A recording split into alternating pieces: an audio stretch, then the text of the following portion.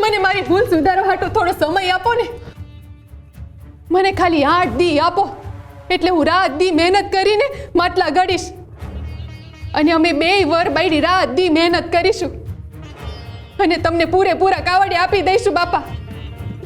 અને મેં તો હરીને વચન દીધું તું કે હું તમને સોને મળેલા કાવડિયા ચડાવીશ. એ તો તમારે કરવું જ પડશે મીઠી બહુ, છૂટકો જ નથી. તું જાણે છે ને મીઠી, આ ઘરેણા ચોરીનો આરોપ મારી ઉપર પણ આવી શકે છે.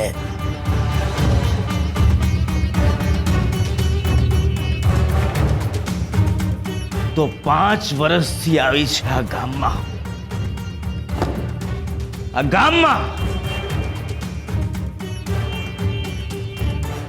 તને જાણ છે મીઠી, આ ગામમાં મારું માન અને મારી પ્રતિષ્ઠા શું છે?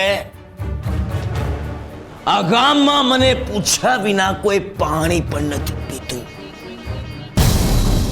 તને ખબર છે મીઠી, આ ગામમાં મારા સિવાય કોઈને વાંચતા પણ નહોતું આવડતું.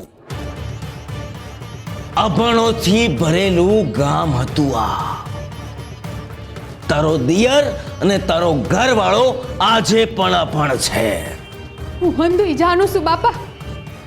બસ મને થોડા દી આપો, હું હંધુય બરાબર કરી દઈશ. જા આપ્યા 2 દિવસ. 2 દિવસ? આ 2 દિવસમાં કૃષ્ણ મૂર્તિના આભૂષણના કાવડિયા જો મને નહીં આપ્યા તો આ ગામ તો શું, આ પંથકમાં તમારું કામ કરવું તો દૂર, જીવવું પણ મુશ્કેલ થઈ પડશે. તમારું જીવન વ્યર્થ કરી નાખીશું, વ્યર્થ. શ્રી કૃષ્ણના સામ. ના બાપા, આવું ન બોલો. તમે તમારા પિતા તુલ્ય છો. આવું ન બોલો બાપા. પિતા તુલ્ય હોવું અને માનવું એ બહુ મોટો ફરક છે મીઠી. હું તારો પિતા નથી. મારું માન અને મારી પ્રતિષ્ઠા પર દાગ લાગે એ હું કોઈ કાળે ચલાવી નહીં લઉં મીઠી. જો મોડું કર્યું છે ને તો બહુ મોડું થઈ જશે મીઠી.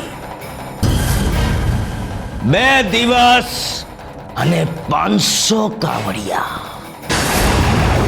યાદ રાખજે, 2 દિવસ ને 500 કાવડિયા. શ્રી હરિ નમો નારાયણાય.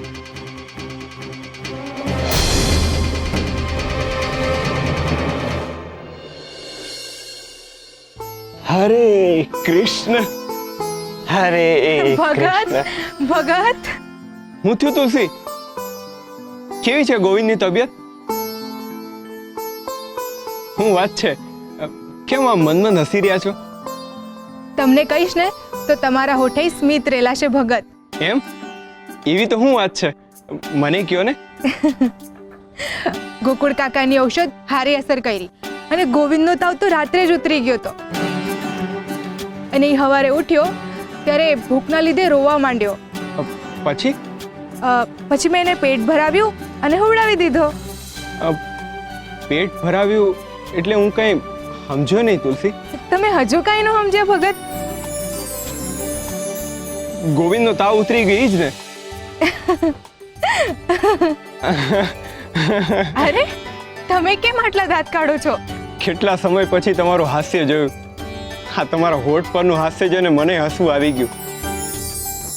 પણ તમે કેવા હું આવ્યા હતા? હા, ગોવિંદનું પેટ કેમનું ભરાણું? મારા ભોળા ભગત ભોળા જ રહ્યા. પેટ ભરાવીને હુવડાવ્યો એટલે એમ કે હરિએ મારા માતૃત્વની લાજ રાખી. મારી મમતા પર હૂંફનું ફૂલ ફૂટ્યું છે ભગત. ધાવણથી ખાલી બાળકની ભૂખ જ નથી ભાંગતી, પણ બાળકના સંતોષથી માની આત્મા તૃપ્ત થાય છે. હું વાત કરો છો? સાચે તુલસી? ખરેખર તમે સાચું જ કહેતા હતા કે હરિ હંધુય હાચવી લેશે.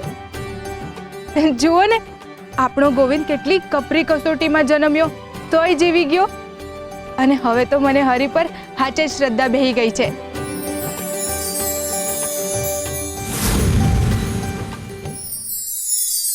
કવેણ મનુષ્યને ઈશ્વરે સૌથી સુંદર ભેટ જો કોઈ આપી હોય તો એ છે એની જીભ, જેનાથી એ અન્નનો સ્વાદ લઈ શકે છે. પરંતુ આ જ જીભ અન્યને એમના સ્વભાવનો સ્વાદ પણ ચખાડી શકે છે. જીભ ઉપર શબ્દોનું સામ્રાજ્ય હોય છે, એટલે એમાંથી કયા શબ્દનો ઉપયોગ કરવો અને કયા શબ્દનો ત્યાગ કરવો એ મનુષ્યની સમજણ અને બુદ્ધિમત્તા પર આધાર રાખે છે. સમજણ, સ્વભાવ અને સંબંધ આ બધું જ માત્ર ને માત્ર મનુષ્યની જીભ પરથી પરખાય છે. અને એટલે જ પૂજારી બાપાના કવ્યણ બોલવાના સ્વભાવના કારણે આજે પણ એમની હારે સમજણવાળો સંબંધ નદ બંધાયો.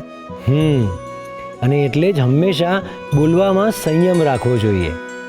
શબ્દોને સમજણના ત્રાજવામાં તોલીને પછી જ બહાર લાવવા જોઈએ. ખરાબ વાતને પણ જો સારી રીતે કહેવામાં આવે તો એ પણ સકારાત્મક પરિણામ આપી શકે છે. અને જો ઉત્તમમાં ઉત્તમ વાતને પણ ખરાબ રીતે કહેવામાં આવે તો એ પણ તૃણા અને દુશ્મનાવટના વાદળો સર્જી શકે છે. મનુષ્યના વેણ વહેણ જેવા હોય છે, એને વહાવવા જોઈએ, પરંતુ એની દિશા આપણે નક્કી કરવી જોઈએ.